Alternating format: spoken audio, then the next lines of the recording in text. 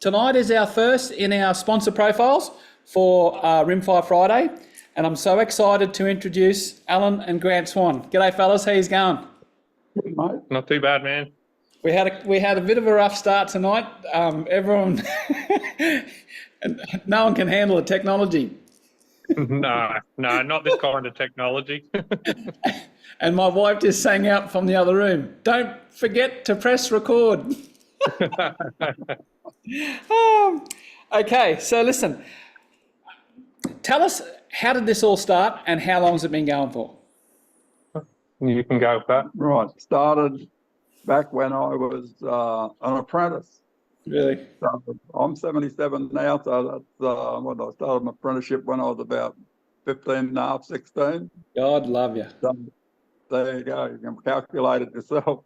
Back in the 60s, early 60s anyway. Really? Yeah, I started doing a bit for myself, and then it just did a bit for mates, and it grew from there. Do you have any idea how many barrels you've done? No idea. Thousands. I've done so many. It's not funny, and I've only been doing it about 15 years. Really? Yeah. And did it just come through a need? We weren't making barrels in the early days by a long shot, you know. It wasn't until basically after Grant had a big industrial accident that he decided he was going to come in and we'll kick this thing off and get it going. Really? Yeah. How many? 17 years ago. 17 years since we started the barrel making, basically. That's unreal. 17 years. Your products have really hit NRL 22 in a big way. Why do you think that is? I think just keeping up with the sport itself and the demands that are in that sport, with the twist rates and just the willingness to work with people and deliver what they want rather than what they're told they needed. Yeah. The willingness to experiment with them too. Also, I think just because we get along with a lot of people too, we're fairly easygoing. So I think people just like to be treated well. Yeah. That's a small thing, isn't it? So I really like to thank the people in the NRL 22 because they gave us the opportunity to be able to do what we're doing for them. Yeah.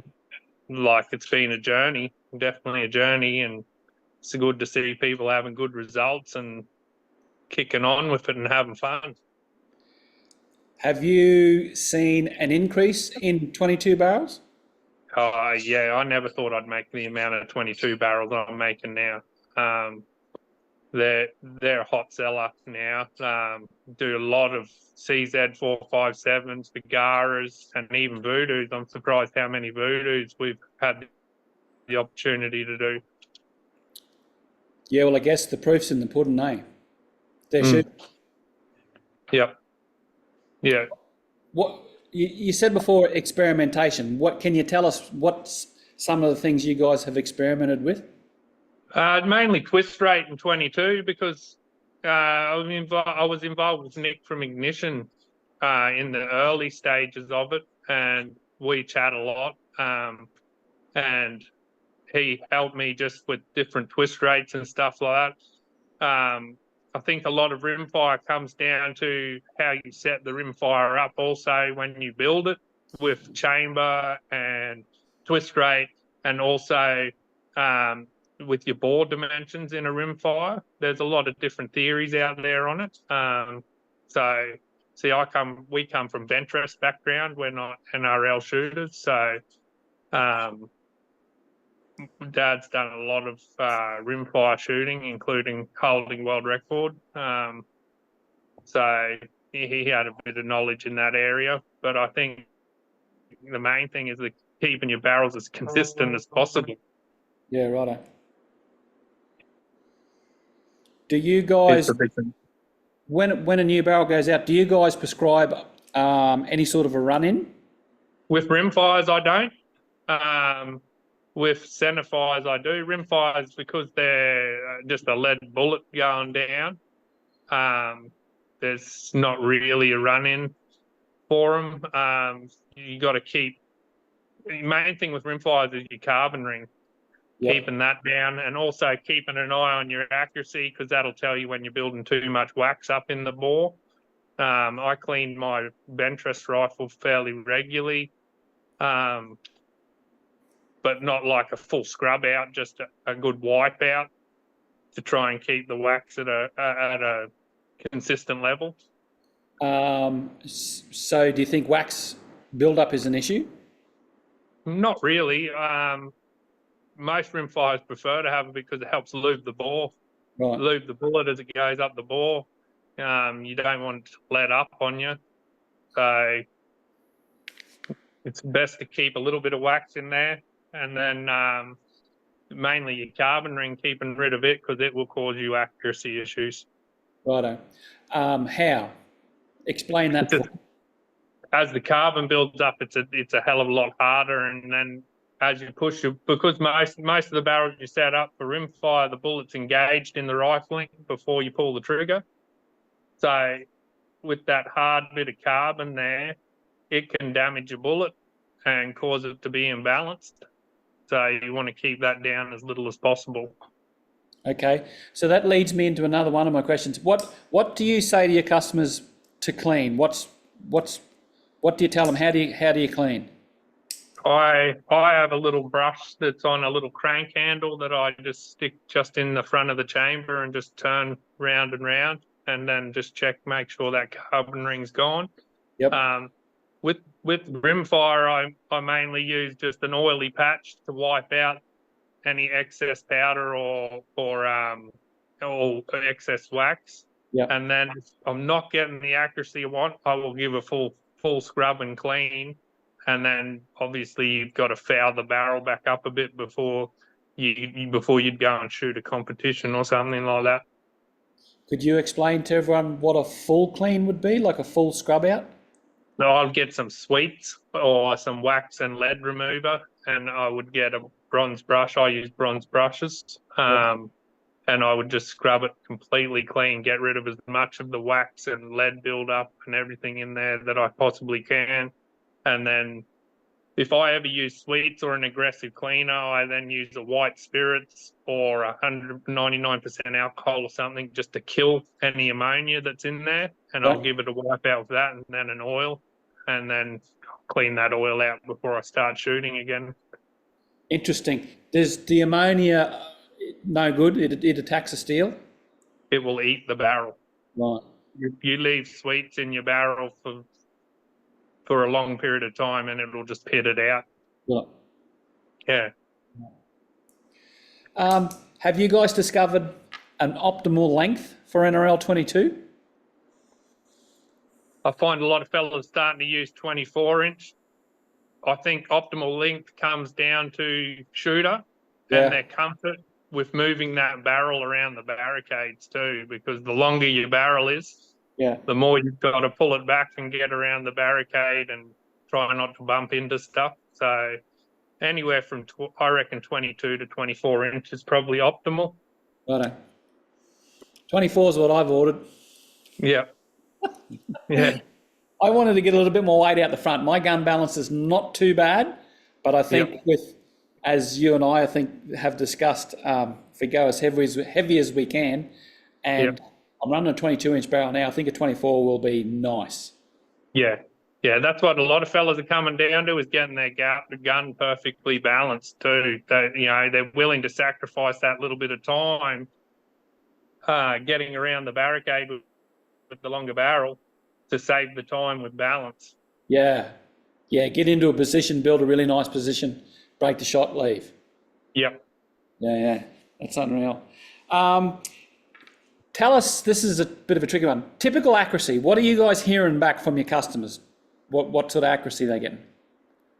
At 50 metres, most of them are running a jaggedy one-holer, anywhere from quarter to half-inch consistently. And then at 100, you're looking anywhere from half-inch to to the sky's the limit. It depends on the shooter's abilities and conditions. That's exciting. Mm. Barrel life. Does a 22 barrel have a life expectancy? It does, but it's a very long time. Is it? Yeah, I've only seen 2 fully stuffed rimfire barrels in the time I've been doing it. One of them was my farmer, and he had it when he was a teenager shooting rabbits and taking them to the meatworks and the fur works.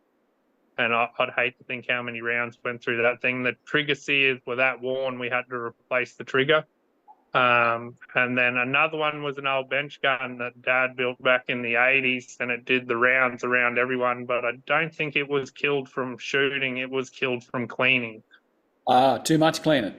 Yeah, yep. So that is also a bad thing? Over cleaning a barrel is definitely a bad thing, depending how you clean it. Bronze brushes and that, a lot of people don't want to use them. I like them. But if you're an aggressive cleaner, then yes, they will help wear your barrel out. With the bronze brushes too, you should never drag them back push them from the breech end. When they exit, you should not drag them back. Unscrew them, take them off, put them back on again, because when you pull them back, you bend the bristles right over the other way, and in a short time, you'll have ruined your brush. And you could risk damaging the crown of your barrel. Yeah, righto. There's so much out there about cleaning. You get so confused about it. Well, I do. The ultimate factor of cleaning your barrel, to me, as a barrel maker, is your barrel decides. Yeah. Some barrels like running dirty. Some barrels love being clean. Every barrel's like a fingerprint, so they're all different. I can make 2 barrels, one after each other, cut out of the same length of steel, made to the same caliber, same twist rate, all one after each other. One will love one thing and the other will hate it, and then the other one will love it and the other one will hate it. Everything's determined by your barrel, in my opinion. I'm hoping your barrel will shoot cheaper ammo better. Yeah, yep. That's a problem too. That's what we all hope. Years ago, when I was shooting bench rest, I built a few rifles, and fellas would come back and say, "It doesn't shoot." And I'll say, "What ammo is?" And they say, "T22. You're just not in the hunt. You're just not there. You've got to get reasonable quality ammunition." So that's a really good segue into my next question. What ammo does your barrels like, or is that a headspace thing, or what? No, not really. I use a lot of Ely match for bench rest, just because it's cheaper than some of the other stuff. And yeah, it's just getting a few packets of different stuff and taking it to the range and seeing what it actually likes. Yeah. There is another thing with that of changing ammunition. When you change the ammunition, you should clean your barrel out, because the first few shots are riding on the wax of the brand before, and that will affect how it shoots. So clean your barrel, dry it, then put a few foulers through to see how it goes, and then shoot the ammo you've got. It's a painstaking effort, but it sometimes pays off. Okay, good advice. It's ammo's getting harder and harder to get, eh? It is, yeah. Unfortunately, I think it's going to get worse before it gets better. Do you reckon? I do see a fair bit of Ely around. A lot of places seem to have Ely. Ely seems to be the staple. It seems to just hang in there, so it's not too bad. I tried to use it. I was using Ely 10X, but I had some issues with it, and then mainly with going bang, and then I dropped the Ely match, and I don't seem to have the problems. Yeah, righto. So, and now I've got so many kids of my own shooting, it's just a bit cheaper than buying 10X. Yeah, I don't know what 10X is worth, but I would hate to think. I know what Ely match is worth here in Charters. I think it's oh crikey, what is it now? $36, $360. Yeah, I think you're right. I got onto some RWS pistol mats that shoots pretty nice out of my IBI barrel at the moment. Yeah. RWS make good ammo. Yeah, if you can get it. Yeah. yeah, A lot of fellas used to use R50 years ago. yeah. RWS R50. It's not cheap either. No, nothing, nothing is. So what's in store for you guys moving forward? Any other big plans, or is it just nose to the grindstone and keep going? Yeah, nose to the grindstone at the moment. We're just doing our thing, poking along, trying to keep people happy, trying not to get too far behind. We're only a very little company. I hope people understand that. We're definitely no IBI or Bartland or anyone like that. We don't have that kind of money behind us. I don't think we want you to be. I think you're fine the way you are. Yeah, we concentrate on just quality control is our main thing. I know we're not always the fastest, and but we just try to keep everything controlled as much as possible. Yeah. And the couple of guys I've got working for me are really, really awesome. So I can't thank them enough. Because they've stuck with us for so long. I lost an employee recently. He was my first ever employee. So Really? I'll give a big shout out to Blake. But he's gone on to do some other stuff in life. And that was a bit of a hurt, but so we're just poking along, doing our thing and trying to keep our heads above water as much as possible. Oh, good on you. I think that's golden. I see a lot of your barrels as I go around at the moment. I've only shot the one nationals, but it was the first time I saw your barrels in the flesh. But I more and more I see, especially YouTube. I've got a fair few mates in Brisbane. They've all got them. They love them. Yep. What jobs do you enjoy the most in the shop? Any job? What do you enjoy the most? I probably enjoy fitting barrels, and then I don't mind fluting them.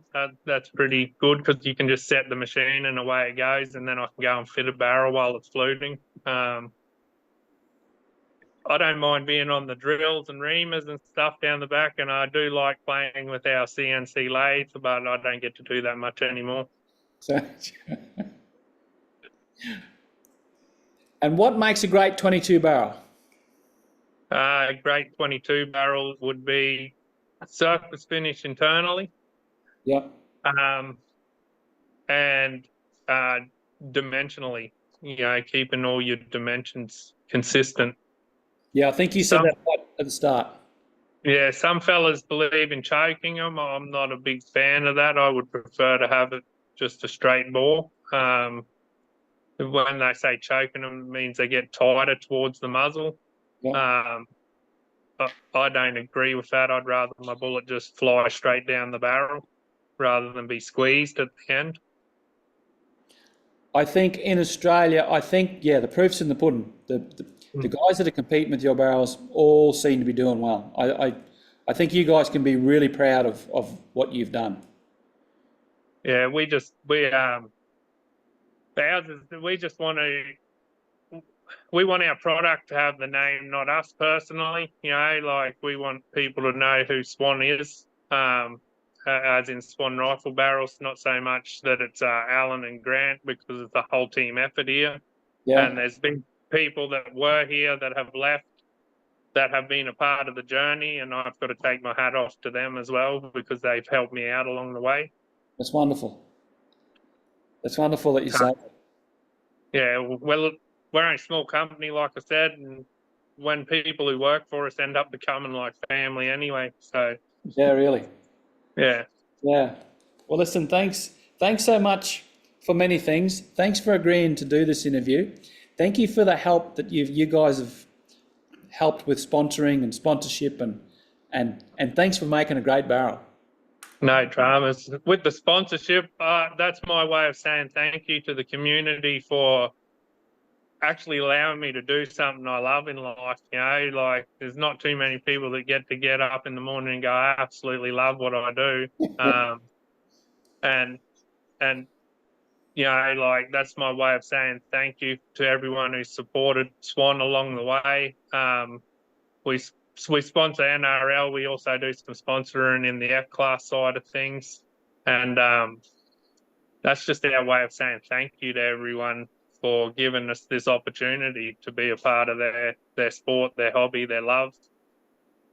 Yeah, I've been part of this now for a couple of seasons, and the community, the NRL 22 community in Australia is was a bit strange to me when I first got in it. I came out of IPSC, shot fairly competitively, and my first nationals in Metro in Brisbane was probably one of the best things I've ever been to. Like everyone was just so happy to be there. Yeah, that's what I find with the NRL boys. They're all happy-go-lucky, which is good. Like it's a good atmosphere to be in. Yeah, it is. I think it's improving along the way, and I think moving forward with them, I think we can see some great things happening this year and going towards the future. I like to see the juniors. I really love seeing juniors in the shooting sports. It's good to see that there's going to be a future there. Like juniors is everything. Like I said, I come from Bentrest and I actually shoot Bentrest still. And when I take my daughter along, there's only a couple. You hardly see juniors in Bentrest, which is a bit sad because it makes me wonder if there is even a future left for Bentrest. Yeah, well, like you say, the juniors are our future. We, I think you might see a little bit more on that front too, moving forward.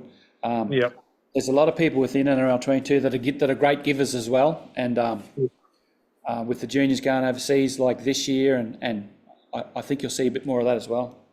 That's good. I like seeing all that, and like NRL's done a lot to try and get people in too, which you don't see in a lot of other areas in the shooting community. Which is real good, because the more people we got doing it, the less chance they're going to take it away from us. Yeah, that's true too. All right, fellas. Well, listen, thanks so much. I won't hold us up any longer. No dramas. Thank you so much for the interview. Thanks for having us.